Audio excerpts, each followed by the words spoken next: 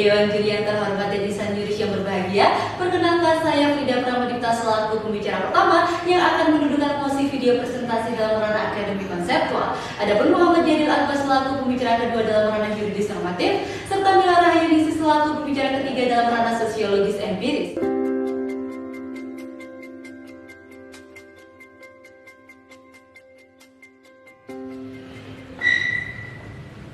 Al-Muta'addi afdalu minal qasiri. Perbuatan mencakup kepentingan orang lain lebih utama daripada sebatas kepentingan sendiri. Dalam tataran teoritis, hak asasi manusia menurut John Locke adalah hak kodrati yang melekat pada diri manusia dan tidak dapat dicabut oleh siapapun.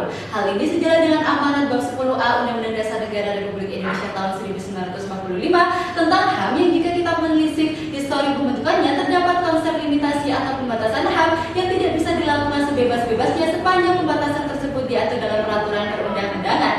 Kemudian dalam konteks kebebasan berekspresi yang secara definitif adalah hak setiap orang untuk mencari, menerima, dan menyebarkan informasi gagasan dalam bentuk apapun, sehingga dalam pelaksanaannya diperlukan pemahaman secara menyeluruh karena setiap individu mengemban hak asasi manusia yang sama dan tidak semua hak harus dipenuhi secara mutlak. Dewan Juri yang terhormat, hal ini termaktub dalam pasal 28E ayat 2 dan 3 serta pasal 28 FUU DNRI 1945 yang menegaskan cita-cita Indonesia menjadi negara yang menjunjung tinggi hak asasi manusia, termasuk hak atas kebebasan berekspresi yang merupakan prasyarat penting dalam keberlangsungan hidup berdemokrasi. Data dari Amnesty International Indonesia 2020 mencatat 119 kasus pelanggaran kebebasan berekspresi yang merupakan pencapaian terbesar dalam kurun waktu 6 tahun terakhir. Hal ini sejatinya merefleksikan diperlukan pembatasan hak yang kemudian disebut derogable right yang ditegaskan kembali pada pasal 28J ayat 1 dan 2 UU DNRI 1945 serta pasal 18 ayat 3 dan 19 ayat 3 ICCPA. Pemberian batasan ada untuk melindungi hak orang lain, norma hukum, moral masyarakat, dan ketertiban umum untuk tujuan yang sah. Sehingga dalam konteks mosi ini, parameter atau tolak ukur pembatasan hak asasi berekspresi telah jelas diatur dalam peraturan perundang-undangan dan tidak mencederai hak asasi manusia siapapun. Dewan Juri yang terhormat, hal ini juga sejalan dengan teori kepastian hukum oleh Utrecht yang mengandung dua pengertian. Yang pertama adalah sebuah aturan membuat individu mengetahui apa yang boleh dan tidak boleh dilakukan dalam pelaksanaan hak asasinya. Lalu yang kedua, adanya aturan membuat individu mengetahui apa saja yang boleh dibebankan negara terhadap dirinya. Sehingga disinilah peran batasan dalam memenuhi fungsi negara dalam menjalankan ketertiban umum dan memelihara moral masyarakat. Maka berdasarkan hal inilah Dewan Juri yang terhormat, kami tegaskan, kami menyepakati mosi pembatasan hak asasi berekspresi yang kemudian akan dielaborasi oleh pembicara dua dan ketiga dari tim kami.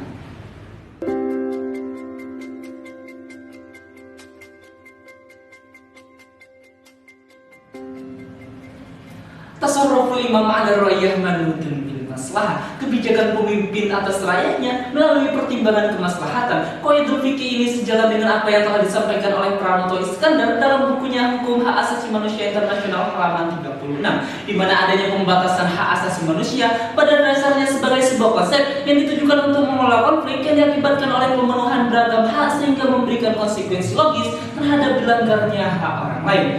Berangkat dari dua klasifikasi terhadap hak asasi manusia dalam International Covenant on Civil and Political Rights yang terdiri dari derogable right atau hak yang boleh dibatasi dan non-derogable right atau hak yang tidak boleh dibatasi. Sedangkan hak kebebasan berekspresi masuk dalam klasifikasi derogable right sehingga boleh untuk dibatasi hak asasinya.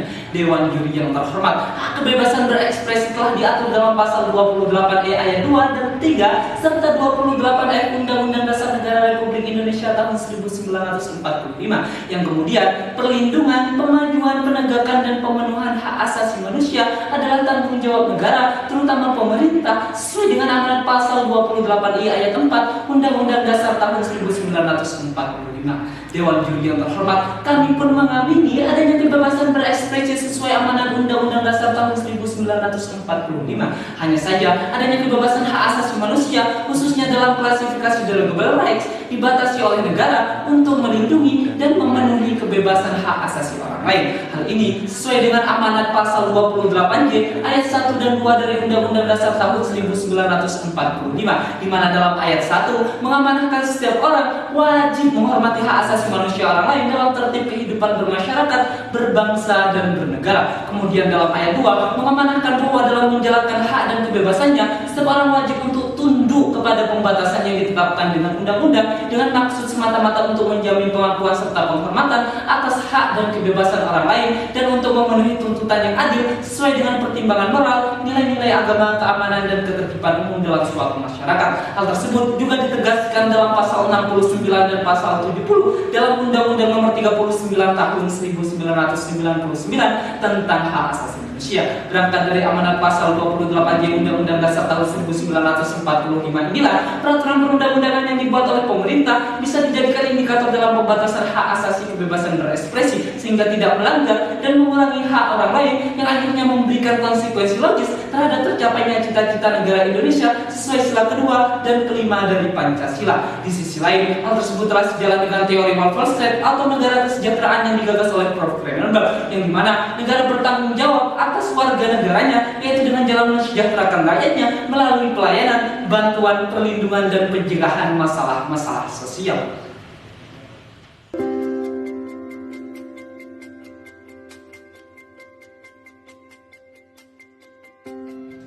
Guru juri dan insan jurus yang kami hormati, kami pun mengamini bahwa kebebasan berekspresi merupakan hak yang tidak bisa dicabut eksistensinya serta telah dilindungi oleh konstitusi. Namun, perlu kita sadari kembali bahwa Indonesia merupakan negara multikultural yang membawa konsekuensi besarnya peluang untuk terjadi konflik antar strata sosial di masyarakat bila mana tidak ada pembatasan dalam kebolehan untuk berekspresi. Ada banyak kasus konflik kekerasan di Indonesia yang dimulai dari pelontaran pendapat secara terlalu bebas yang bersifat provokatif dan intoleran, seperti kekerasan terhadap jamaah Ahmadiyah pada tahun 2005 dan kekerasan yang menimpa komunitas Muslim Tolikara pada tahun 2015.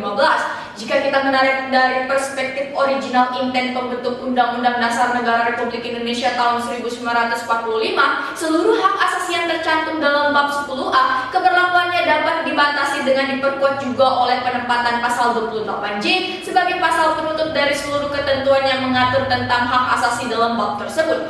Mengutip pertimbangan hukum, Mahkamah Konstitusi dalam perkara nomor 2-3-PUU-5-2007, hak asasi yang diatur dalam pasal 28A sampai pada pasal 28I tunduk pada pembatasan dalam pasal 28J. Dalam konteks perdebatan terkait pembatasan hak berekspresi, meskipun konstitusi telah mengatur dan melindungi hak kebebasan berekspresi secara tegas dalam pasal 28E ayat 2 dan 3 serta pada pasal 28F, namun pemberian dan pelaksanaannya tidak berlaku absolut karena masih memiliki restriksi baik dalam Undang-Undang Dasar yakni pada pasal 28J maupun dalam beberapa undang-undang seperti Undang-Undang ITE. Sementara itu, konsep pembatasan atas kebebasan berekspresi pun merupakan sebuah konsep yang telah diterapkan secara umum pada skala global seperti pada pasal 18 ayat 3, pasal 19 ayat 3, pasal 20 ayat 2 ICCPR serta pada konsep pembatasan atas kebebasan berekspresi di Amerika Serikat yang dikukuhkan melalui putusan pengadilan seperti pada kasus Whitney versus California pada tahun 1919. Mengenai formulasi pembatasan pelaksanaan hak kebebasan berekspresi, syarat-syarat pembatasan dan pengurangan hak ini telah diatur secara detail dalam Siracusa Principle, di mana prinsip ini menyebutkan bahwa pembatasan hak tidak boleh membahayakan esensi hak. Semua klausul pembatasan harus ditafsirkan secara tegas agar pembatasan tidak boleh diberlakukan secara sewenang-wenang. Pembatasan hanya bisa dilakukan jika memenuhi kondisi yang pertama diatur berdasarkan hukum dan diperlukan dalam masyarakat demokratis untuk melindungi ketertiban umum, kesehatan publik, moral publik, keamanan nasional, dan juga untuk melindungi hak serta kebebasan orang lain. Sekian dan terima kasih.